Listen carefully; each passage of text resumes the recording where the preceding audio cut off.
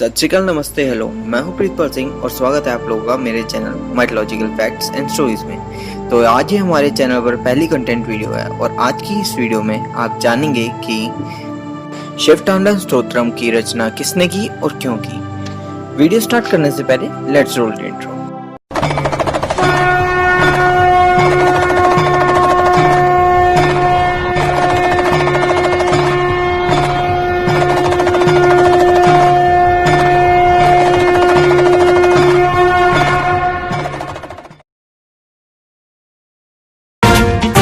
जटाटवी गलज्जल प्रवाह पावितस्थले कलेवलम्ब्यलम्बितां भुजङ्गतुङ्गमालिकान्तमड्डमड्डमड्डमन्निनादवड्डमर्वयं चकार चण्डताण्डवं तनोतु नः शिवः शिवम्। शिवतांडव स्तोत्रम एक ऐसा मंत्र है जिसे सुनने से मन शांत हो जाता है और महादेव की आराधना में मन लग जाता है और उनकी महानता की छवि सुनने वाले के दिमाग में बन जाती है। आत्मा को तृप्ति का एहसास होने लगता है। जैसा कि आपने थोड़ी देर पहले सुना ही होगा, वह सिर्फ शुरुआत का छोटा सा भाग था। संपूर्ण मंत्र का लिंक मैं नीचे डिस्क्रिप्शन में डाल दूंगा। तो अब हम अपने सवाल पर वापस आते हैं। तो शिवतांडव स्तोत्रम की रचना किसने की और क्यों?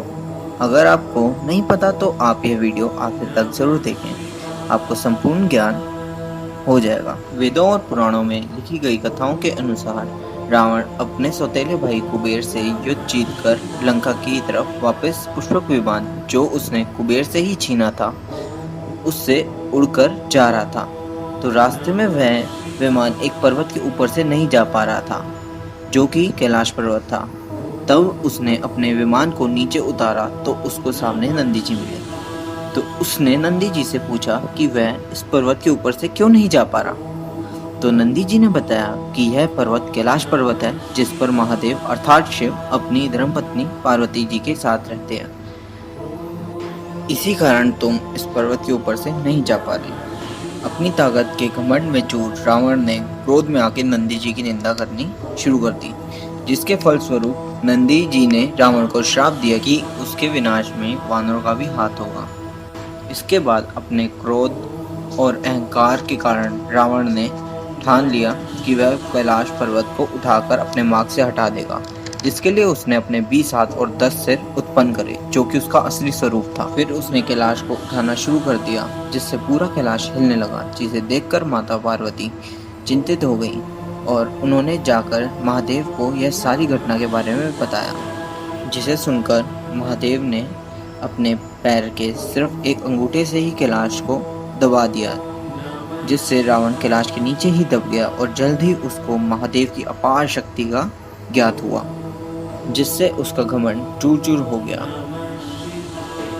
फिर उसने महादेव से क्षमा याचना की और क्षमा के तौर पर उसने शिवतांडव स्तोत्रम की रचना की और अपने अंगों की वीणा बनाकर शिवतांडव स्तोत्रम को हजारों साल तक गाता रहा, जिससे प्रसन्न होकर महादेव ने रावण को न सिर्फ अपने भार से मुक्त किया बल्कि उसे कुछ दिव्यास्त्र भी दिए और एक नया नाम भी दिया जो कि था रावण, जो रावण को अब अति प्रिय हो गया। वहीं तमिल की कथा में यह भी बताया गया है कि रावण को महादेव ने प्रसन्न होकर एक अपनी ऊर्जा से बना आत्मलिंग भी दिया था, जिसका क्या हुआ ये मैं किसी और वीडियो में बताऊंगा। अगर आप जानना चाहते हैं तो कमेंट सेक्शन में जरूर बताएं।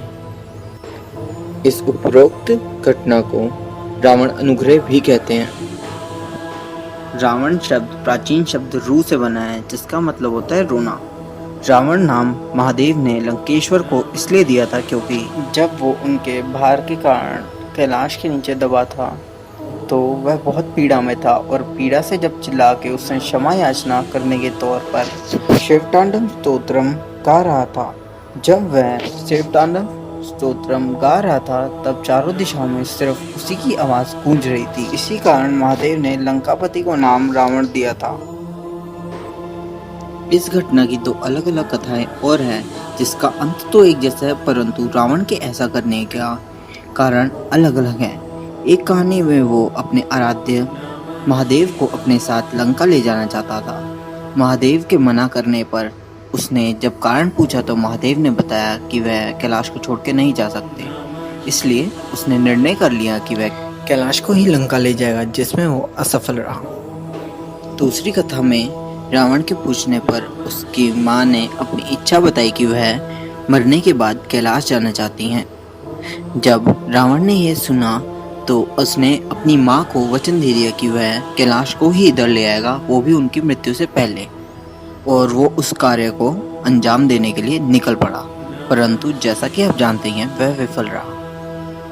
अब मैं हर वीडियो के एंड में आप लोगों से एक सवाल पूछा करूँगा, जिसका पहले जवाब देने वाले 5 लोगों के नाम मैं अपनी अगली वीडियो में पहले बताऊंगा। तो आज का सवाल है कि रावण का असली नाम क्या था। आज के लिए सिर्फ इतना ही, मिलते हैं आपको अगली वीडियो में। Bye bye. हर हर महादेव। वाहिगुरु जी का खालसा, वाहिगुरु जी की फतेह।